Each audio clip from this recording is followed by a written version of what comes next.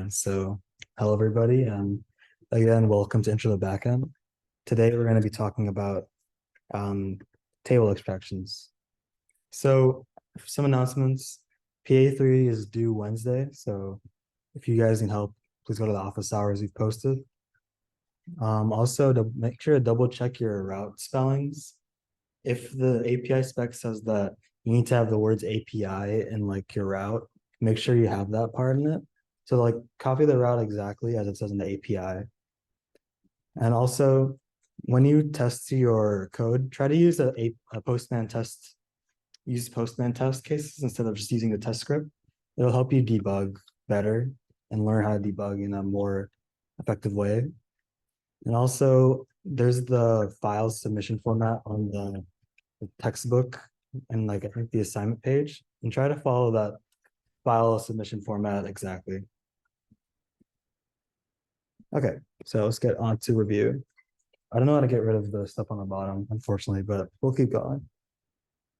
So as you can see here, we learned that servers can talk to databases via SQL commands.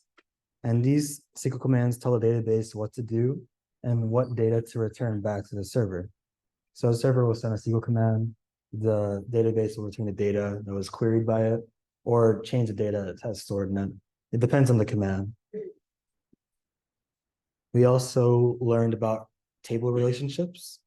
So we know how that in the databases, data is stored in structured ways via tables. And we use foreign keys to actually relate these tables together. And we learned three main ways to actually relate multiple tables together, one of which was one-to-one relationships, another one-to-many, and then many-to-many.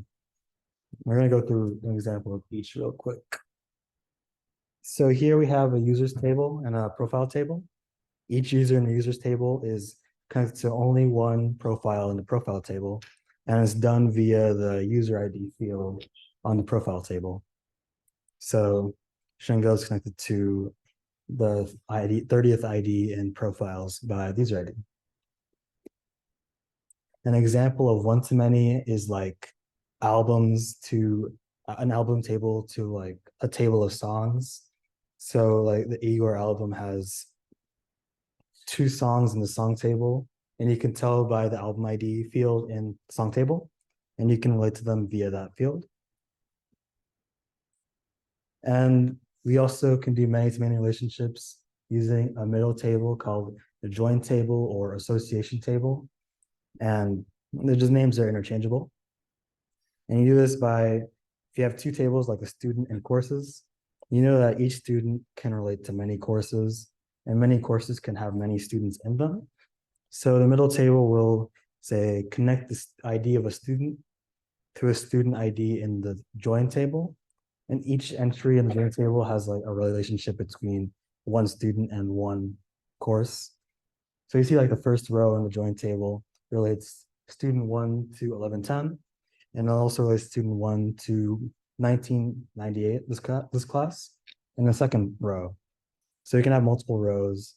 Each one relates to one-to-one. So if you have multiple relations of one-to-one, it's kind of like one-to-many.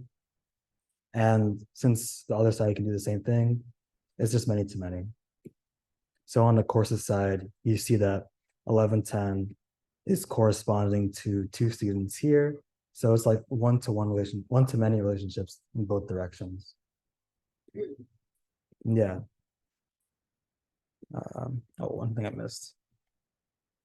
The good thing about having a join table is that you can just add new relations by adding a new entry to the join table. So like if I just add to the bottom 2 and 1998, I just enrolled student 2 into this course. And you don't need to change anything in the other tables. You just need to add one thing, which is why it's a good solution to this. I don't have to hold this. So SQL is a really good solution for communicating with databases, but it does have some drawbacks that we can talk about. Some pain points that exist are, for one, it can be kind of hard to read if it gets too complicated. The second issue is that it can be susceptible to vulnerabilities if you don't use them correctly. And also, runtime exceptions aren't handled very well. I'm sure you guys might have seen this in like PA3 when you had an error in your SQL, or PA2, or either of them. And it was not very helpful, the error message. And that's just kind of an issue with SQL itself. So an example of the hard to read part is this SQL statement. This is a pretty complex SQL statement and it's like impossible to read. And it like selects the countries and the language from a country table and a country language table. And it also selects like from a interior select statement that also selects from an interior select statement. So it's like triple nested in that way. And so it's almost impossible to figure out what this thing does unless you spend like an hour looking at it. And that's just how it is with SQL sometimes. And the one main vulnerability with SQL is called SQL injection.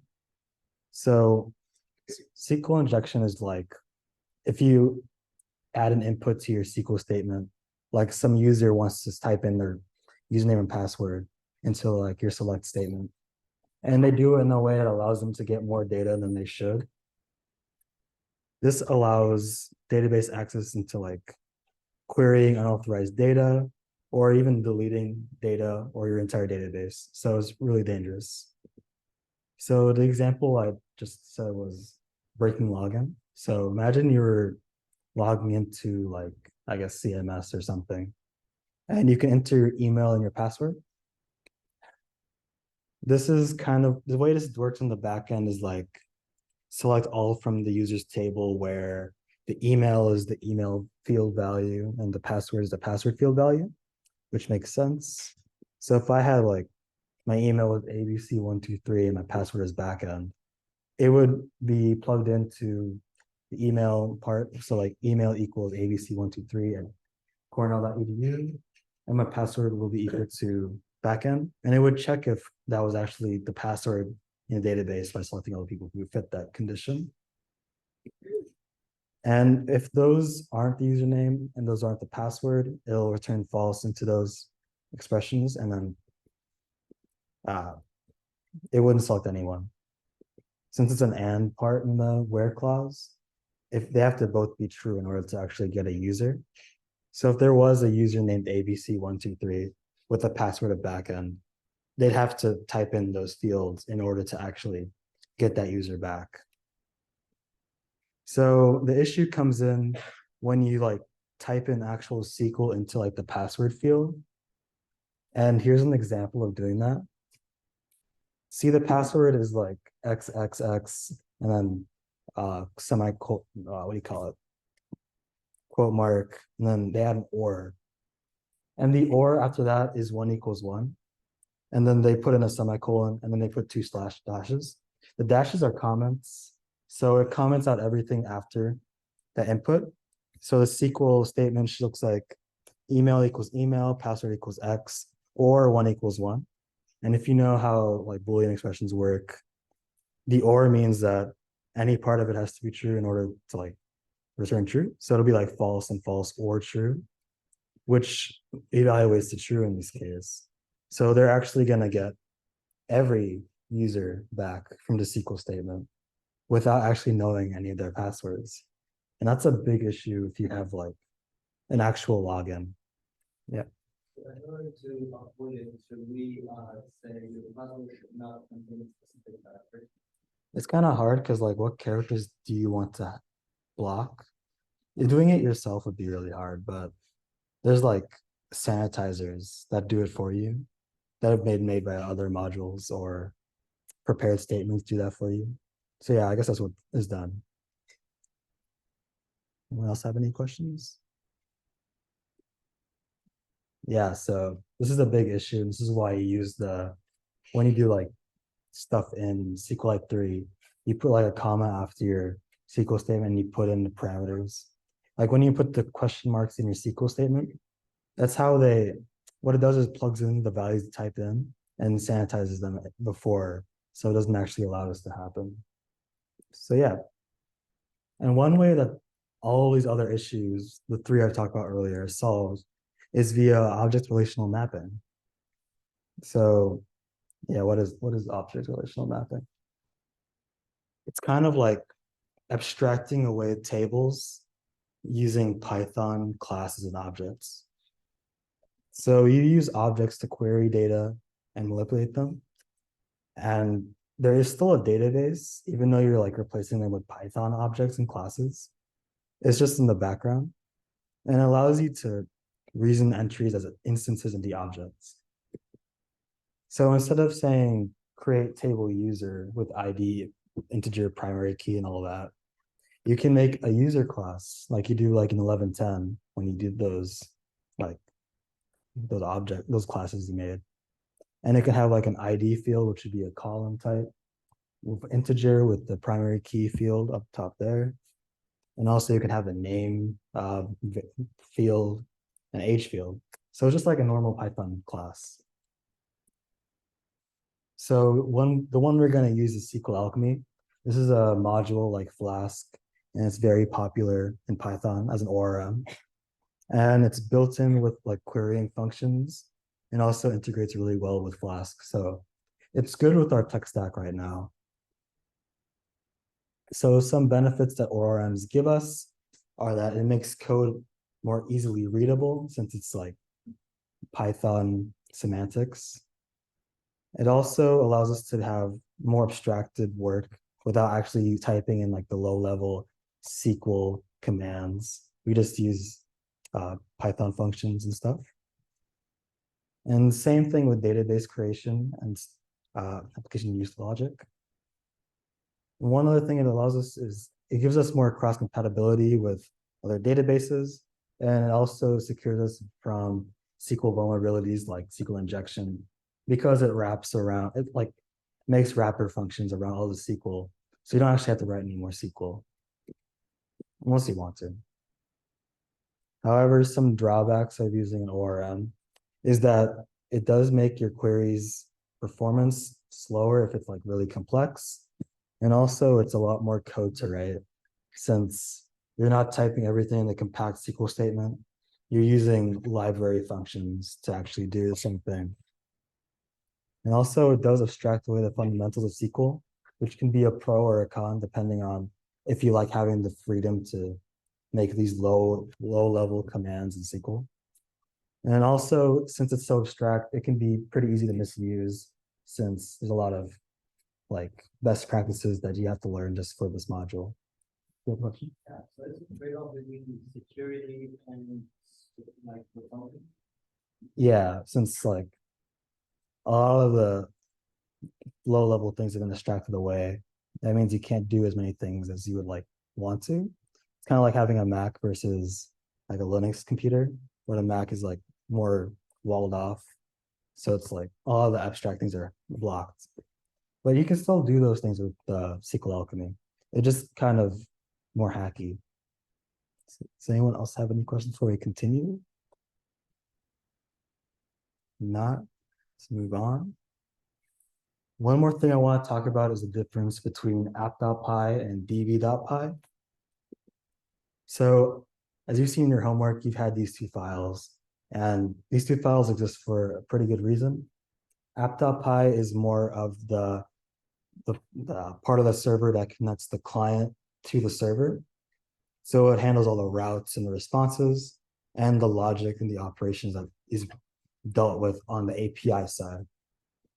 While the database.py connects the server to the database, and it also defines like the tables, the columns, and is the place where the server will actually interact with the database, like inserts, updates, retrieves, deletes the information. So here we have the client server model we've seen at the very beginning of the class. The client will request something from our API, which will talk to the server. The server will see the route, will trigger it, and it'll try to do data operation. And the data is stored in a database. So you have to go to like db.py. And here the database will send the SQL command to the database. It'll do something with the data, maybe like insert it or delete it or retrieve it. And then the server will return that data onto the like JSON dumps back to the what do you call it, the client as the response. So that's kind of like the flow. So client, database, no, client server database, back to the server, back to the client. And now we're going to go into a demo of some of the abstractions. Here we go. Does anyone have any questions before we go on to them?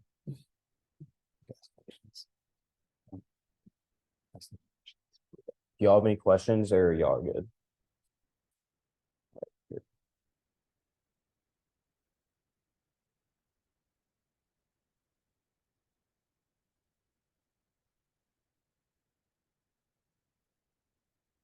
So we're going to be working out of the starter code that's on the textbook. So if anyone hasn't downloaded that already, you probably should, because this is what we're going to be working out of. So again, we have our app.py and our db.py file, but this week they look a little bit different because of all of this SQL alchemy stuff, which I'm going to explain in a bit. So with app.py, we first have our imports. So we're importing JSON, we're importing our database, and we're also importing our Flask module. And so this next thing over here is kind of defining the file name for our database. So this variable over here, db file name, just stores the name of our database. And since we're going to be adding on to our to-do app, we're just going to name it todo.db. And this app equals Flask.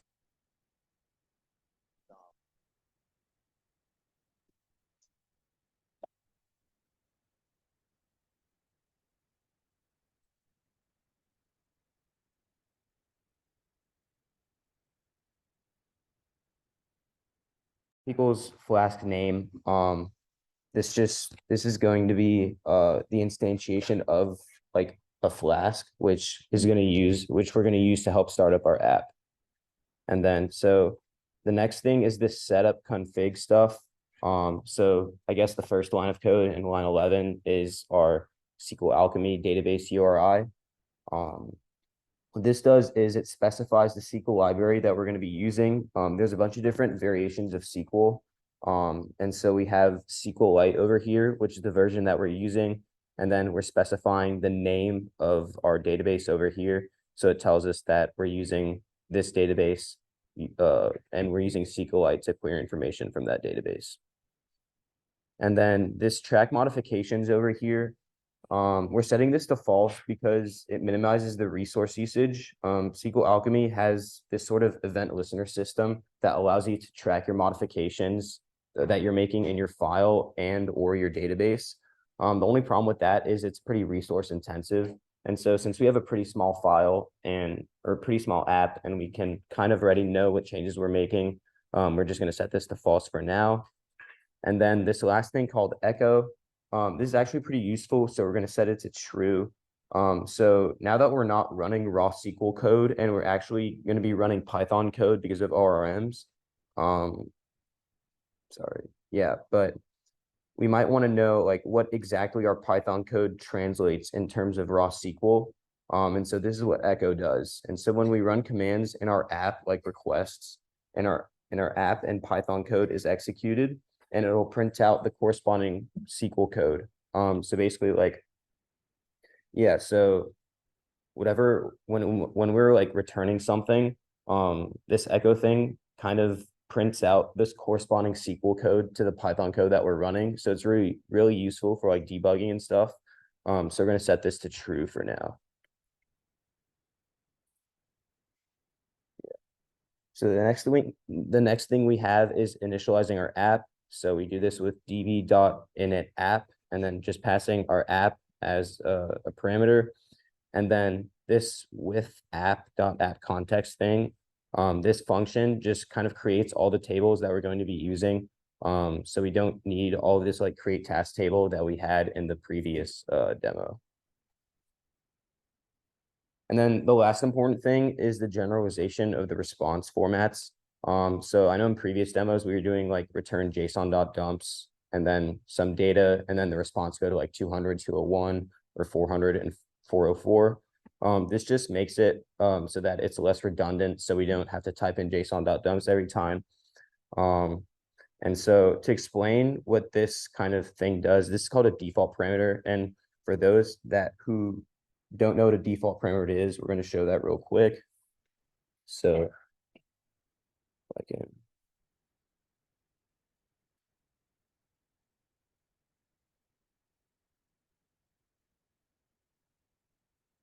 So if I go into the terminal and I run Python in the terminal, we're going to make a real function over here. I'm going to say default code is 200. And in this function, we're going to print code, or print our code. And then we're going to print code 40. So does anyone know what this is going to print out? Yeah. Yeah. So yes, it's going to print out 40 because we pass in a parameter over here. But if we do print code and we pass in nothing there, this thing's going to print out 200. So basically, that's what the default parameter does over here, is that if we don't supply a code, it's automatically just going to have the response code as 200. And if we do have a different response code, for example, like creating a task, we can replace this with 201 by just passing it in as a parameter. Okay. So yeah, now moving on to our db.py file. This is where we're going to be, I guess, writing in our demo for today. So we're going to implement a couple models that will allow us to represent our entries in our database instead of running raw SQL code. And so this db equals SQL Alchemy thing, this initializes an instance of SQL Alchemy, which allows us to use it within our database file. So does anyone have any questions? All right. So then, yeah, let's get started. So the first thing we're going to want to do is we have tasks and subtasks, right? And since we're not going to create this using raw SQL code and we're going to create this using Python, we're probably going to want to have some type of class for a task and a subtask. So we're going to start off with having class task, and then we're going to pass in db.model over here. And so what this does, oh, my bad.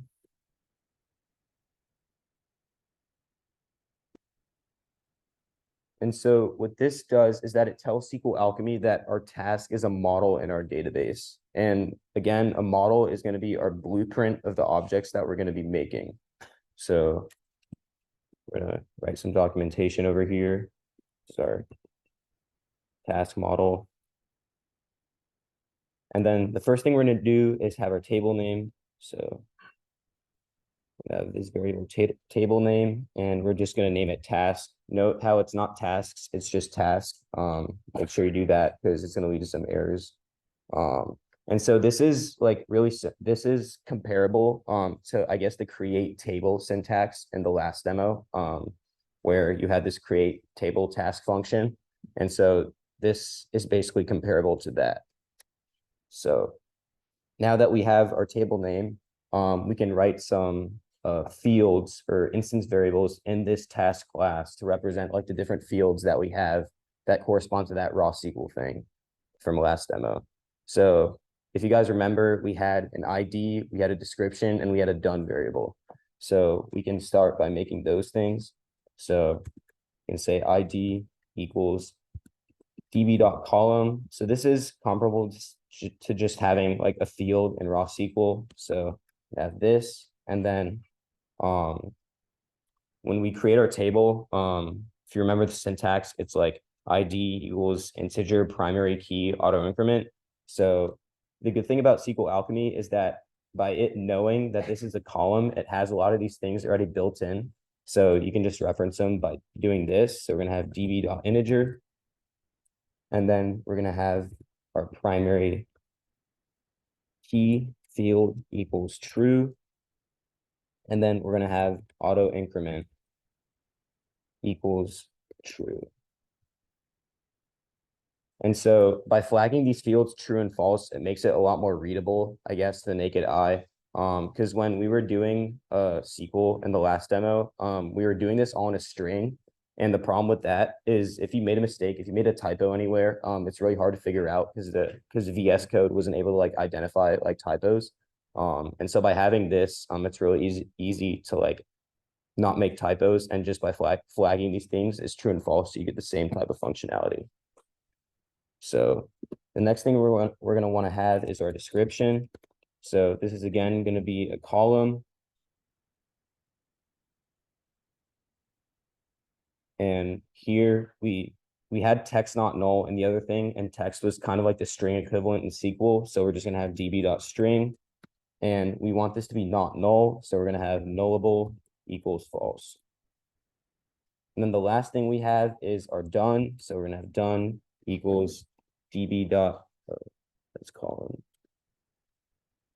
db.column, and then we're going to have db.boolean. And then again, we want this to be not null, so we're going to say not nullable equals false. So yeah, so these are the 3 fields that we have for our task. And now we need to be able to initialize a new task object that we just created. And so if y'all know Python, we do this with the init function. So we're going to define this real quick. So init, and then we pass itself as a parameter. And so what we're going to do, oh, my bad. And then we also pass in this parameter called quargs. And what this means, it's basically like a bunch of syntax for keyword arguments. So what it does is that it allows you to enter any sort of parameter and turn it into a dictionary. So this is useful because we'll show this in a second in the terminal. Okay, so going back to the terminal, we're gonna have, I guess, this function called demo, and we're gonna pass in some keyword arguments. And so in this function, we're just going to print the keyword arguments. And so if we want to use this function, we could say demo, and then we could have name equals Tony, and mood is hungry.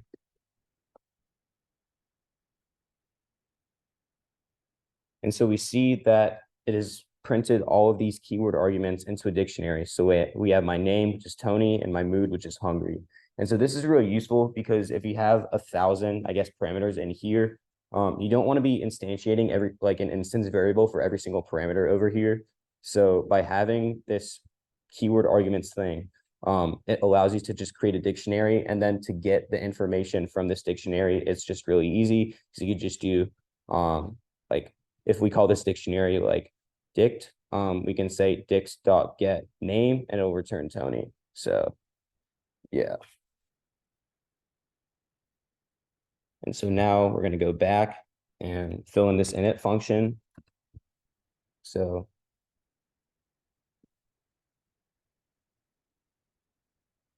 this is going to, oh, my bad.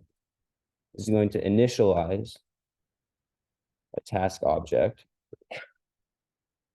And so the first thing we're going to do is self.description is keyword arguments dot get, and then description. And I think we mentioned this in a previous demo, but you can also have this second field, which is going to represent like a default value in case you don't provide a description to satisfy this like nullable equals false constraint. So if someone just doesn't provide anything for a description, we can just set it as an empty string and we can keep going. So the next thing we're going to have is our done variable. So self.done equals keyword arguments dot get, and then done, and then we're going to have false again as our default parameter, just in case like if you're inputting a task in here and you haven't like specified whether it's done, you probably know that you haven't done it, so we're just going to make this false.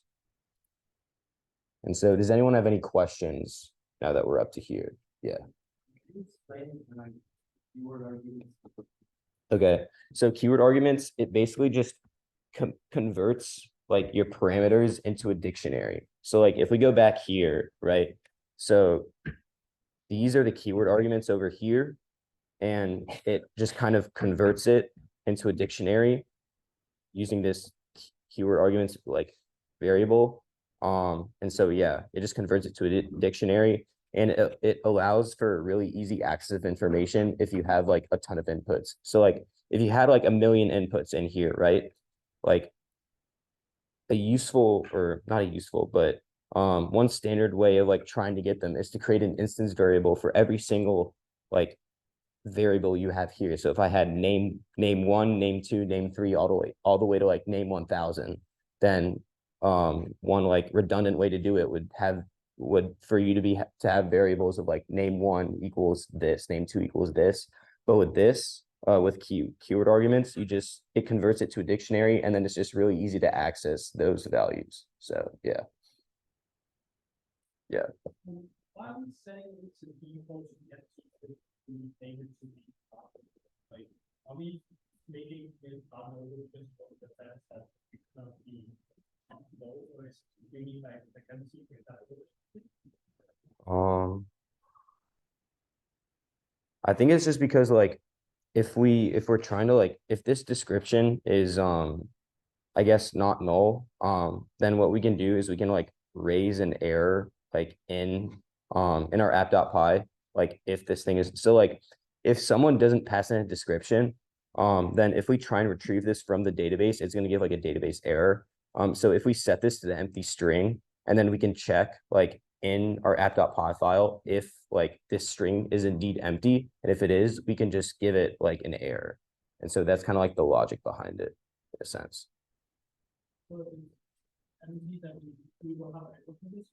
So like when it says nullable equals false, right? That means the description has to have some sort of like input, right? And so you as the implementer, like you don't know what the client's going to put in, right? So if the client is putting in like a description that's null, right? You're going to get some sort of error. It's going to like throw everything off in your code. So in the case that the client does put like a null description, you can just initially set this to the empty string. And then when you're checking in your app.py whether this string is empty, then you could just raise an exception instead of like making it throw off your code, if that makes any sense. Yeah. Yeah. All right.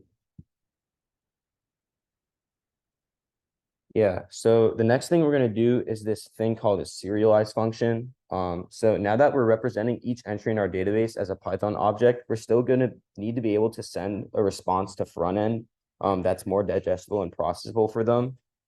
So we have entries in our database, and we're going to need to pull them out from the Python object that we've created. And we can't just send front end the entire Python object because they might not know what to do with it, or it might not be in a format that their system is compatible with. So we're just going to need to turn our Python object into something that's readable and also like good for front end. And we're going to do this using the JSON format. So this serialized function that we're going to define is just going to return some kind of dictionary that represents the object that we just created. So we're going to have find serialize. It's going to take itself as a parameter, and it's going to serialize a task object.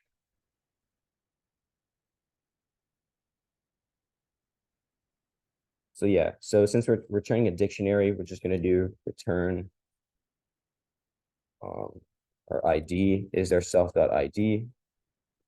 Our description is self.description. And our done variable is just self.done. And so this will provide front end just a nice format for them to be able to, I guess, understand the responses that we're returning.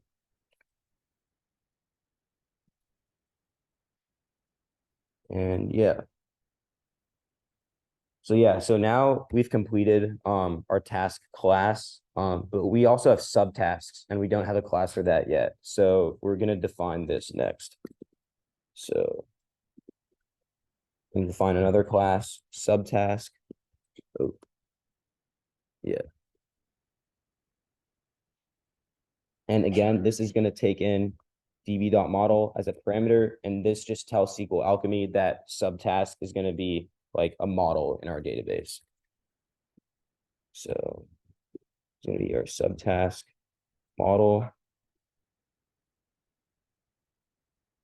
And so like above, we have our table name, and this is just going to be subtask. Yeah.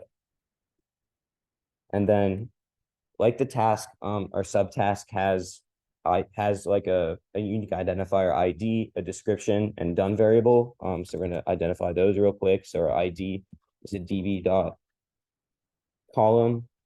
We have db.integer. And then this is going to be our primary key for the subtask model. So we're going to set this equal to true, and our auto increment is also going to be true. And again, as a description, so we're going to do db.column, db.string, and we want this to be not null, so we're going to set it nullable as false. And we have done, which is another column. So this is going to be a Boolean, and we're going to have this not null again. And so the last thing we have is that our subtask is somehow related to our task model, right? And so, and last week we discussed how foreign keys kind of relate, let's say users to like net IDs. And so we have different types of relationships that we can use to model different types of entities. So in this case, we have our task and subtask. And so our subtask, many subtasks can reference the same task, but only one task can reference a one task. Oh, my bad. I'm getting a little confused. Hold up. Yeah, one subtask can reference one task, and one task can reference many subtasks. So this is going to be a one-to-many relationship. So in our subtask class, we're going to need some type of variable to reference the task ID of our task object over here. So we're going to have a new field called task ID equals, and this is going to be again a column. So db.column, and this is going to be an integer since our ID over here is an integer. And then SQL Alchemy has this foreign key attribute that we can use to relate the two models. So we have db.foreign key, and we can pass in our task.id. So what this is saying is that this field over here, task ID, references the ID column of our task table over top. So this is where our table name task comes into play. So if we just say task.id, we see that it references this ID over here. So we have that. And then we want this to be not null again. So we're going to say nullable equals false. Yeah, so this defines, I guess, the instance variables for the subtask class. And now we want an init function. So we're going to do again, def init, take itself as a parameter. And this is going to initialize a subtask object. And so similar to above, we need to simply instantiate all the instance variables that we just created. So yeah, this is what this function is going to do.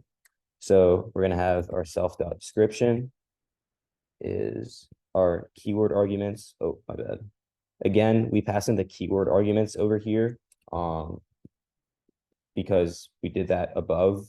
It's pretty useful. So we're going to do keyword arguments dot get description. And again, we're going to set this to the empty string in case someone puts in an empty description. And then if that's the case, we're going to raise an exception in our app.py file. So then we're going to have our self.done. That's going to be wargs.get done. And if they don't provide a done, we're just going to say that's false. And then the last thing is our self.task ID is going to be keyword arguments.get our task ID. And yeah. Does anyone have any questions? All right. So yeah, the last thing we need is a serialized function for this class. So we're going to define this. So define serialize. It's going to take itself as a parameter. And again, we're going to return some kind of dictionary here. So we're going to do return. Our ID is our self.id. Our description is self.description. Our done is self.done. And lastly, our task ID is our self.task ID. And so let me quickly pull up the other, our previous demo that we had. I can see.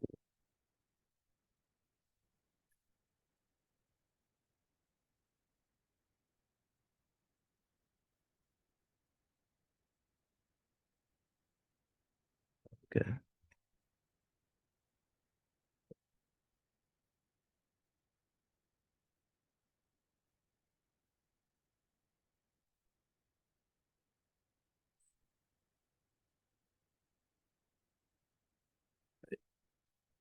So I guess if we look at this real quick, this is like pretty long over here. Like in this, I guess in here, like if we make a typo, like we're not gonna like see, like VS Code is not gonna like do anything about it. So if we do that, it's not good. But if we go here, we see that this is a pretty like clean way to make a subtask model and a task model. And if we like make like a typo over here, so like or somewhere over here, if we make a typo, then VS Code should realize that it's a typo, and will tell us. And this is just a much cleaner way, I guess, to write our task and subtask model as opposed to writing raw SQL code. So yeah, I think that covers everything we're going to do today. Tomorrow, we're going to write the routes in our app.py file, which is going to call a bunch of these functions over here, you know, the serialize, the init. So yeah, does anyone have any questions? Yeah. So for this class, if you build your task,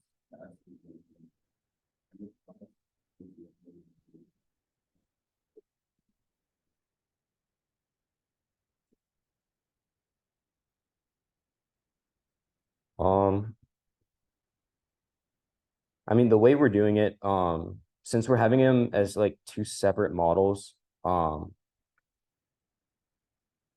yeah, I think if you try and pass in like, so you're saying like you're trying to like inherit something like from,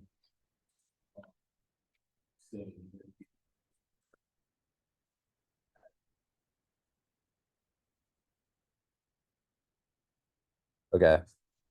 I think the problem with that is like, these are like two different tables, right? And so I think if you don't like if you try to inherit from this task thing, I don't think SQL Alchemy is going to recognize that the two things are separate models. So I think it might try and add the task ID on top of the task model itself. So I think that's going to lead to some problems. So yeah.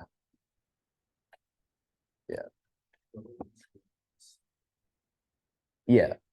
So yeah, it's like the examples like that could you showed during the slides, like there's some password stuff, like setting, like if you have like an or statement and you set like 1 = 1 and all the all of the false things at the end become true because false or true is true. So then you can get a bunch of unauthorized data that you don't want. So this is, I guess this protects against that. Yeah. Yeah. Oh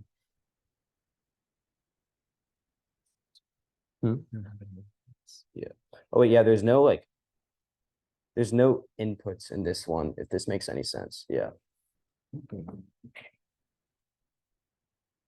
You'd use the Python function as a SQL. So Python functions have the protection. You didn't. Python functions. So you know how we're. I think that. Yes.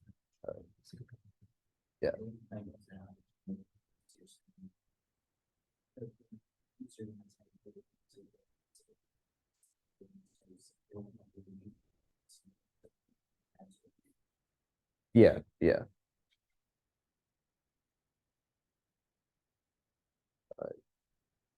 All right, so then, yeah, let's move on to the Kahoot.